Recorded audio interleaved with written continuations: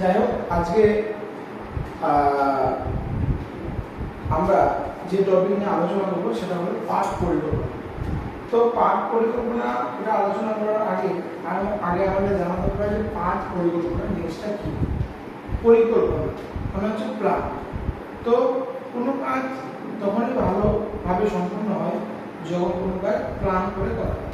তো ঠিক সেভাবে যদি আমরা পাঠদান করি যখন, তো পাঠদানের পূর্বে আমি যদি আমরা প্ল্যান করি তাহলে সেই পাঠদানটা কিন্তু অনেক বেশি ফলপ্রসূ হবে এবং ছাত্রছাত্রীদের সাথে বেশি ইফেক্টিভ হবে।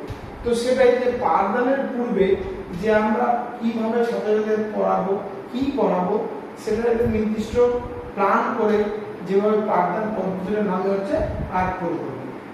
তো এই পাঠ পরিকল্পনা যখন আমরা লিখবো, যেগুলো জিনিস আমাদের খেয়াল রাখতে হবে এবং সেইগুলো জিনিস আমি একটু তুলে ধরছি। এই পাঠ পরিকল্পনা লেখার যে যে জিনিসগুলোর উপর আমাদের খেয়াল রাখা দরকার এবং উচিত, সেইগুলো জিনিস আমি একটু মানে এটা বিভিন্ন পার্টে করবো। এটা আজকে ফার্স্ট পার্টই বলতে পারেন, পার্ট 1।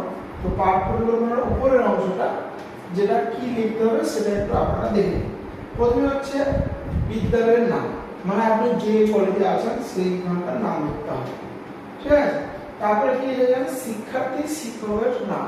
শিক্ষার্থী শিক্ষক মানে আপনি যদি ট্রেনিং কোর্সে ভর্তি হয়েছেন সেই জন্য আপনি একজন স্টুডেন্ট টিচার, মানে শিক্ষার্থী শিক্ষক, মানে আপনার নাম, নিজের নাম লিখতে হবে। আর ক্রমিক সংখ্যা মানে আপনার কলেজের ক্রমিক সংখ্যা কত সেইটা এখানে লিখতে হবে। আর শ্রেণী বলতে কোন শ্রেণীর কথা বলেছে? ধরুন আপনি চতুর্থ শ্রেণীর একটা ক্লাস করাচ্ছেন, তো এখানে আপনি লিখবেন শ্রেণী চতুর্থ। এবার বিভাগ, হয়তো আপনি ক বিভাগ বা খ বিভাগ, ক অর খ যে কোনো একটা দিয়ে দিলেন, ঠিক আছে। এবার যেটা লিখতে হবে শ্রেণীতে উপস্থিত শিক্ষার্থীর সংখ্যা। আপনি যে ক্লাসটা করাচ্ছেন সেই ক্লাসে কতজন সেই দিন উপস্থিত ছিল।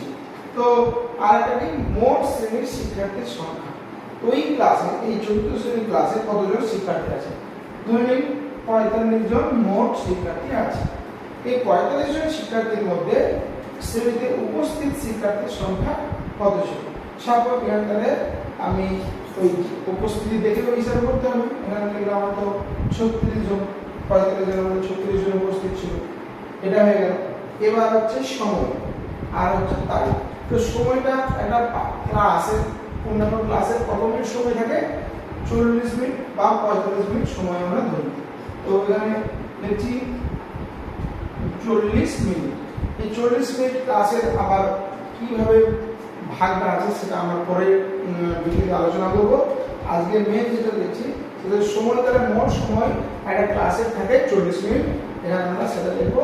আর তারিখ মানে হচ্ছে যেই দিন আপনি এই ক্লাসটা নিচ্ছেন একজন ট্রেনিং হিসাবে, সেই দিনের তারিখটা। সাপোজ আজকে 4 তারিখ লিখলাম 4/6/2026 আজকে ডেটটা দিলাম। এবার আমরা এটা চলে গেল খাতার বাম দিকে যেগুলো লেখার বিষয় সেটা। এবার আমরা খাতার ডান দিকে লেসন প্ল্যান লেখার সময় যে জিনিসগুলো খেয়াল রাখবো সেটা হচ্ছে বিষয়। মানে আপনি কোন বিষয় পড়াচ্ছেন। আমি আপনাদের বাংলা পড়াই, আমি লিখে দিলাম স্বাভাবিকভাবেই যে এটা বাংলা বিষয়, ঠিক আছে। এবার বাংলা বিষয়ে আপনি কোন ক্লাসে পড়াচ্ছেন? আপনি পড়াচ্ছেন চতুর্থ শ্রেণী। তো শ্রেণীর চতুর্থে আপনি কোন বাংলা বিষয়টার কোন টপিকটা পড়াচ্ছেন বা কোন অধ্যায়টা পড়াচ্ছেন, এখানে একটা হচ্ছে একক বা অধ্যায়ের নামটা লিখতে হবে। হয়তো ঝড় সাধু বা কিছু একটা এই চতুর্থ শ্রেণীর যেটা আছে এখানে অধ্যায়ের নামটা লিখবেন। এবার আপনি যে অধ্যায়টা পড়াবেন সেটা সম্পূর্ণ পড়াবেন না কোনো একটা অংশ পড়াবেন। যদি কোনো একটা অংশ পড়ান বা সাব ইউনিট থাকে সেখানে ওইটা হচ্ছে উপরে।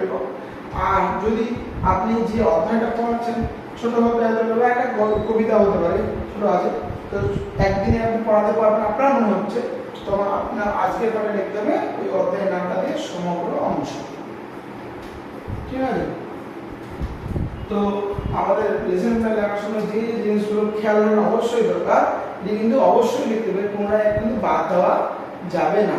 আমি আরেকবার আপনাদের সাথে আমি রিপিট করছি। প্রথমে হচ্ছে বিদ্যালয়ের নাম, মানে যেখানে আপনি আছেন, শিক্ষার্থী শিক্ষকের নাম, আপনার নিজের নাম, ক্রমিক সংখ্যা আপনার নিজের রোল নাম্বার, শ্রেণী যে ক্লাসে আপনি পড়াচ্ছেন, চতুর্থ হতে পারে, পঞ্চম হতে পারে, তৃতীয় হতে পারে, বিভাগ ক অথবা খ, যে কোনো একটা, মানে মোট শিক্ষার্থী কত, তার মধ্যে সেদিন আপনি যখন ক্লাসটা করাচ্ছেন সেদিন উপস্থিত কত ছিল সেটা, আর সময় মানে একটা পূর্ণাঙ্গ ক্লাসের কত মিনিট সময় থাকে, 40 মিনিট, আর তারিখ মানে যেদিন ক্লাসটা হচ্ছে তার তারিখ। এটা হলো খাতার বাম দিকে। এবার খাতার ডান দিকে যেটা হলো সেটা হচ্ছে বিষয়, মানে কোন বিষয়টা আপনি পড়াচ্ছেন, ঠিক আছে। আর একক মানে অধ্যায়, মানে বাংলা বিষয়ের মধ্যে আপনি কোন টপিকটা পড়াবেন বা কোন অধ্যায়টা পড়াবেন বা কোন গদ্য বা কোন পদ্য কোনটা পড়াবেন সেটা এখানে নাম লিখতে হবে। আর আপনি যদি মনে হয় যে আজকে সম্পূর্ণ পড়ানো তখন হতে পারে, আর যদি কোনো কিছু ছোট আছে সম্পূর্ণ পড়ানো সম্ভব এই টাইমের মধ্যে 40 মিনিটের মধ্যে, তখন আপনি আজকের পাঠে লিখবেন সমগ্র অংশ। এইগুলো জিনিস প্রাথমিক প্রথম, এটা হচ্ছে লেসন প্ল্যানের প্রথম পার্ট। আমি আজকে এইটাই একটু আলোচনা করলাম। পরবর্তী ক্লাসটা আমি যে পরের পার্ট কি লিখতে হবে, যেমনি আছে আপনার উদ্দেশ্য আছে, যেমনি উপকরণ আছে, নিষ্ঠগুলো আছে, সেই বিষয়ে আলোচনা করব। ধন্যবাদ।